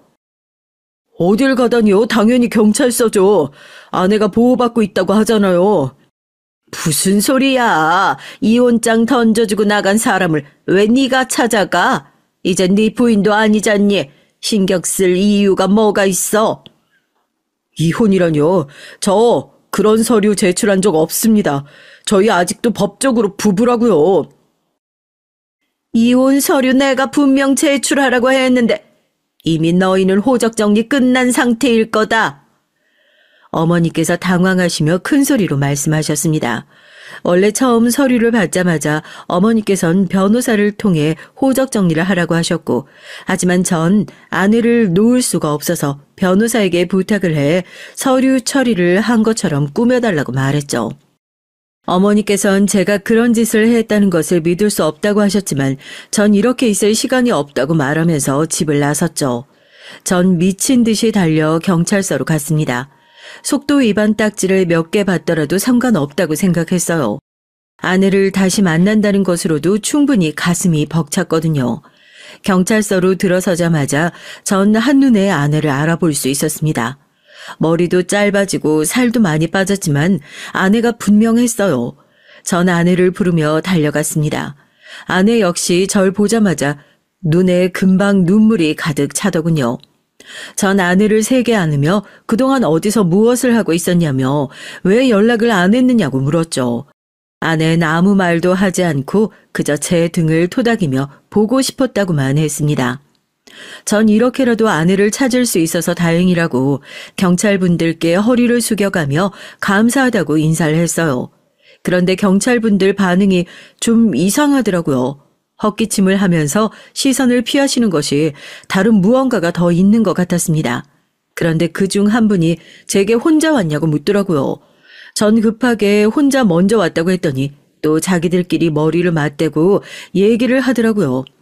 전 아내에게 무슨 일이냐고 물었지만 아내는 그저 제 손을 몇 번이나 쥐었다 놓았다만 반복했죠. 그때였습니다. 살아있었구나. 이혼 서류만 덜컥 두고 나가서 얼마나 걱정하고 찾아다녔는데. 어머니께서 경찰서로 들어오시더니 아내를 안아주려고 다가오시더라고요. 그런데 아내가 매몰차게 그 손을 쳐내면서 한 발 물러서는 것이 보였습니다. 어머니께선 당황하시며 왜 이러냐고 자기에게 서운한 것이 있냐고 하시면서 다시 다가오셨지만 이번엔 경찰들이 어머니를 막아서더라고요. 그때부터 무언가 잘못 돌아가고 있다는 것을 인지하셨는지 어머니께선 며느리가 시어머니에게 서운한 것이 많았던 것 같다고 하시면서 괜히 여기 있으면서 불안감 조성하고 싶지 않다고 말하며 서둘러 나가려고 하셨죠. 하지만 그것도 곧 경찰들에게 막혀버렸습니다. 어머니께선 왜 이러시냐며 경찰들에게 물었지만 아무도 대답을 하지 않았죠. 절 정신병원에 쳐넣으신 분이 어머니시잖아요. 그런데 절 걱정하고 찾아다니셨다고요? 그건 네가 우울증으로 너무 힘들어하니까 도움을 좀 받을 생각으로. 제가 우울증이요? 하긴 어머니라면 멀쩡한 사람 정신병자 만들어서 처방전까지 받아내는 건 일도 아니시죠. 그런데 어쩌죠, 어머니? 저 다 알고 있는데요.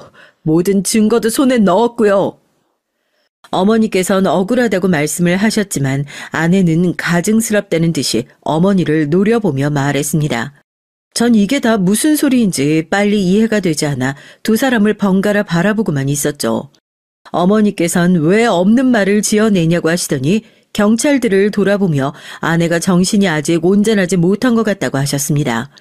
아내는 어머니의 말이 끝나기 무섭게 서류 한 장을 어머니 앞으로 내밀며 말했습니다. 여기 어머니에게 뒷돈을 받고 절 정신병동에 입원시킨 의사가 제게 넘겨준 위조 서류예요. 어머니한테 돈을 받고 시키는 대로 했다고 하면서 통장 내역까지 보여주더군요. 거기다 그 의사라는 사람 어찌나 조심성이 많은지 어머니랑 통화로 나눴던 모든 것들을 다 녹음을 해뒀더라고요. 아니야, 나랑 상관없어. 어디서 생사람을 잡어? 어머니, 정말이세요? 정말 어머니께서 이 사람을 병원에 보내셨어요?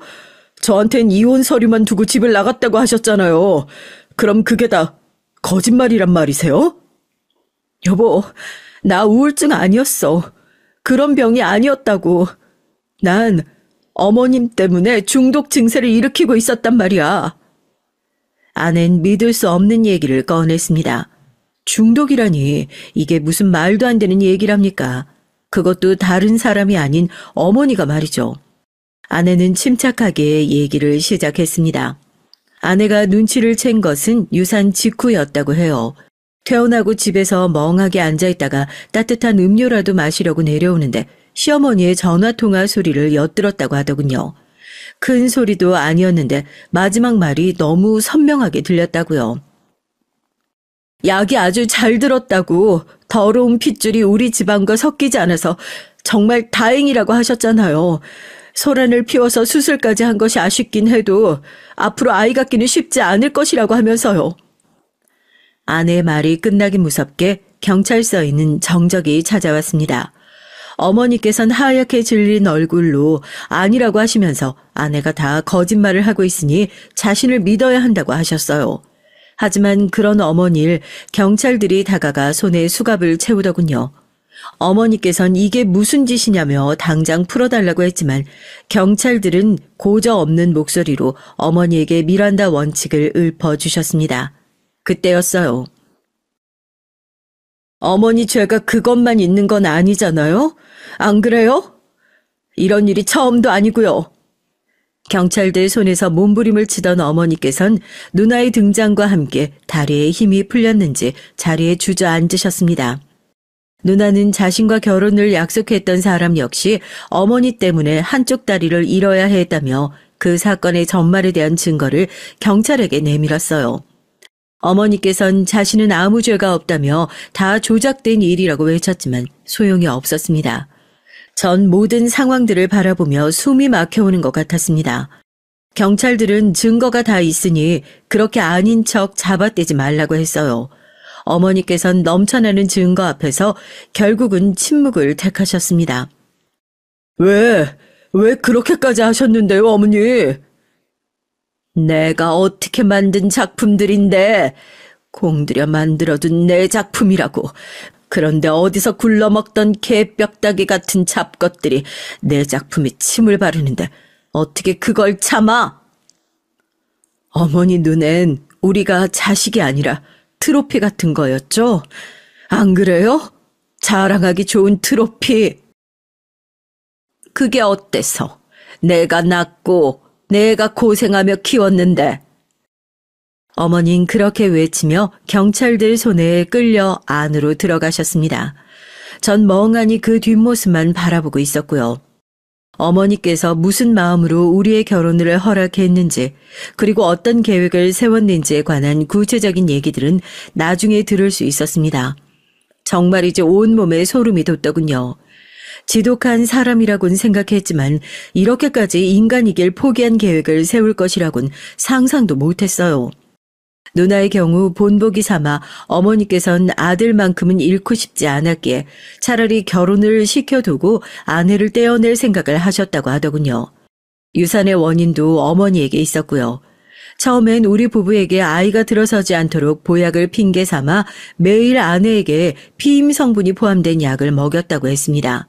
그럼에도 불구하고 우리 부부가 아이를 가지자 약의 함량을 높여 결국은 유산이 되게 만들었던 것이랍니다. 어머니의 계획은 거기서 끝이 아니었어요. 유산으로 인해 아내가 우울증에 걸렸다는 상황을 연출하고는 아내를 정신병원에 가둔 뒤에 그 사이에 이혼을 시킬 작정을 하셨더라고요. 실제로 아내는 병원에 입원을 했었는데 거기서 다행스럽게 누나를 만났고 덕분에 병원을 탈출해 몸을 숨길 수 있었죠. 전 모든 것을 알고 더 이상 아내의 얼굴을 볼 자신이 없었습니다. 아니, 한국에 있을 자신이 없었죠. 아내 역시 저와 같은 마음이었고요. 저와 있었던 좋은 기억들이 어머니로 인해 악몽이 되어가는 것을 더 이상 겪고 싶지 않았다고 말했어요. 그렇게 저희는 이혼을 하고 어머니의 일이 마무리되기 전에 전 한국을 떠나 이곳으로 왔습니다. 이런 상황에서 연락을 받았어요. 어머니께서 많이 편찮으시다고요. 절 찾고 계시며 제게 진심으로 사과를 하고 싶어 하신다고 말이죠. 전 한국으로 들어가지 않을 작정입니다. 모진 놈이라고 손가락질 한다고 해도 상관없어요. 전 어머니를 용서할 마음이 조금도 없거든요. 긴 얘기 마지막까지 들어주셔서 감사합니다.